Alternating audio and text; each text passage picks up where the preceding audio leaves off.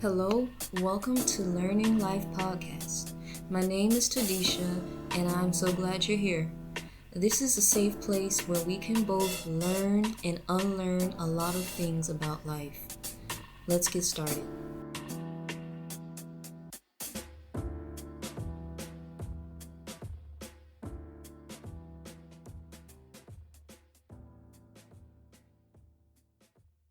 Hello, welcome back to Learning Life Podcast. I'm Tadisha, and again, this is another short but to the point episode.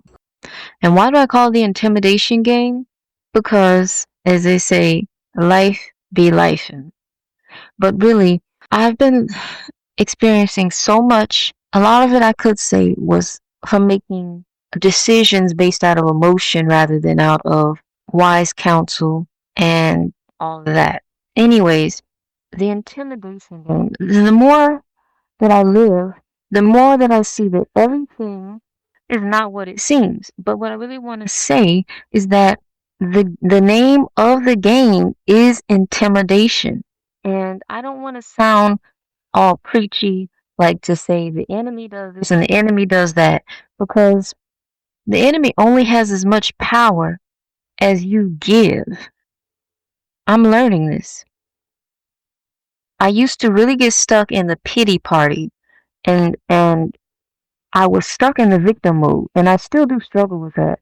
But I'm learning that when the enemy tries to intimidate you, tries to get you into your feelings, that's how you can get sidetracked, and that's how you can get delayed. Because as I heard someone say, the devil can't block your blessings, but sometimes he can delay it when you are not vigilant. All right. So recently I was listening to some videos, and can I share this with you? I learned recently that it's good to listen to a lot of inspirational content, but your brain also has to, it's like input output. If you only have a bunch of input and you never use it or you never have output, we live in an age where information is just at the tip of your fingers. It's your phone. Let me get back on topic here. The intimidation game is basically to wear you out. So if you get worn out, then all of a sudden you throw in the towel.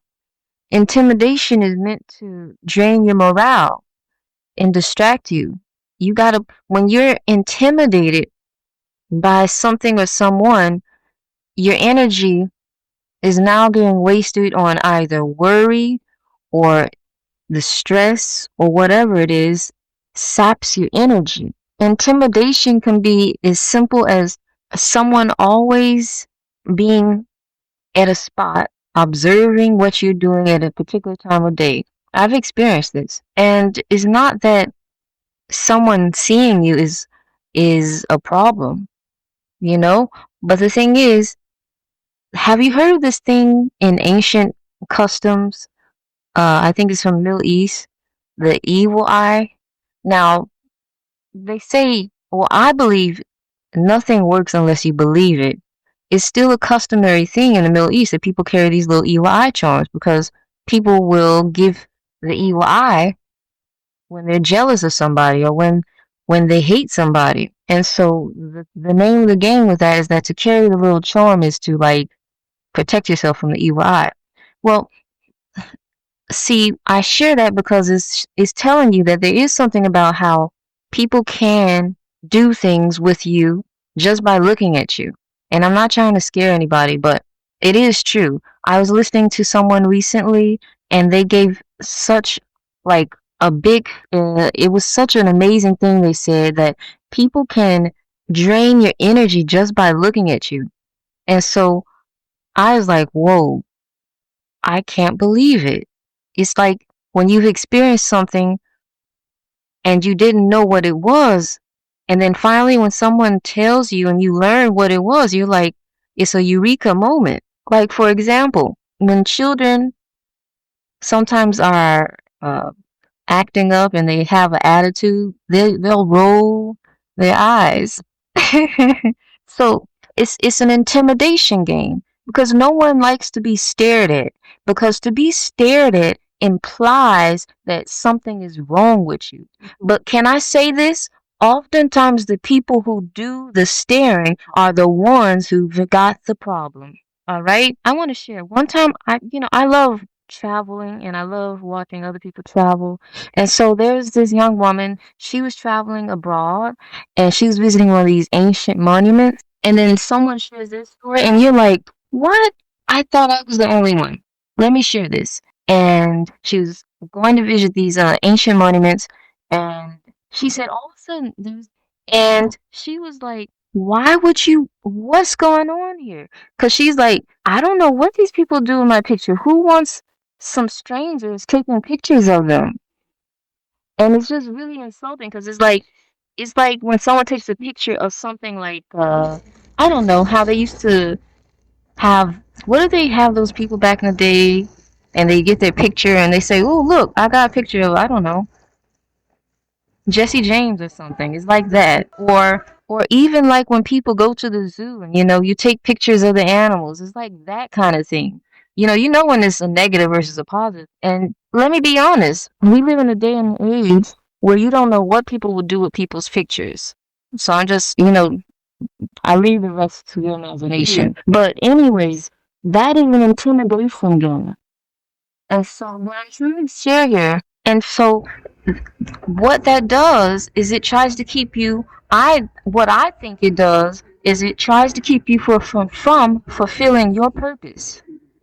There's something that you're meant to do, there's something that you're meant to create, and when you get intimidated by people who don't want to do anything with their life, everybody has been given talents, and God doesn't make us use them. He gives it to us, and He allows us to either cultivate our talents or to let them just disappear. As they say, you move it or you lose it. And so I guess you could say this is kind of my own personal realization, and so I'm just sharing it. If you ever find yourself constantly dealing with things that are trying to intimidate you, maybe slow you up from doing what you are meant to do, you have to disregard it. I mean, even today, while I'm recording this video, I'm having a rough time, but I'm choosing to continue to record this episode because I, for a long time, was so complacent and I didn't think that I had power to do anything. And it doesn't matter about your status, your background, all the stuff that you are with God, you're going to accomplish it. Despite the intimidation and come to that. I want to share what we saw recently heard.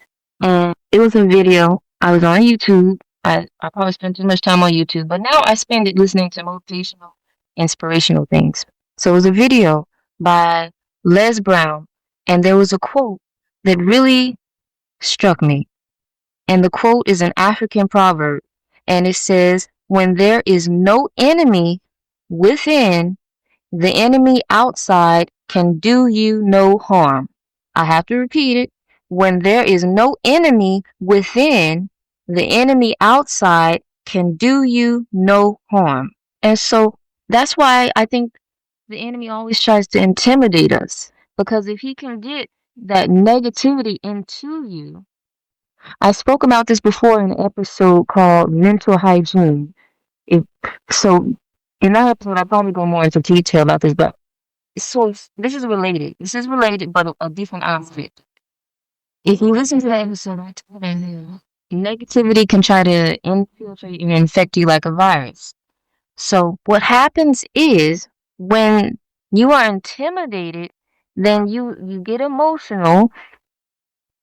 You start to look at your circumstance rather than faith and God and what He's able to do, and then you start throwing in the towel. You also start to take in the negative philosophy that you're being punished from whatever it is. And there's so much negativity in the world. I talk about this all the time. You turn on the news, you see violence, you see this, that. After you do something, no. But the thing is, once you start to accept that, then that's when Really, a lot of enemies affected. And the problem is, like, I've sometimes thought about how we can see lots of things in movies and on the news, and do things about them. And when we get to see accepted or what should not be accepted, seeing violence, then it's almost like become indifferent and you start to tolerate it. It's kind of like how in other situations where we're taught to have a poverty mindset, which is something that I'm still dealing with. And it's like it teaches you it's okay. You can stay humble, and the definition of humble is not the real humility that is in the Bible that God says that we should have. We're not meant to be We're not meant to live in poverty and a poverty mindset. But we've accepted this philosophy, we've internalized it, and now that has become an enemy. Um, huh? Accept feelings. Finally realize, as they say, I'll come to the light. And I realize that's not how life is supposed to be. All right? So, restating the main points. Don't let the enemy intimidate you. That's all I wanted to share. It's a short episode, but I hope you get something out of it. All right? So, until next week, stay blessed. This is Learning Life Podcast. Thank you so much for joining me. I hope that you learned something, that you enjoyed this episode. If you want to support this podcast, please subscribe. Thank you so much. See you next week.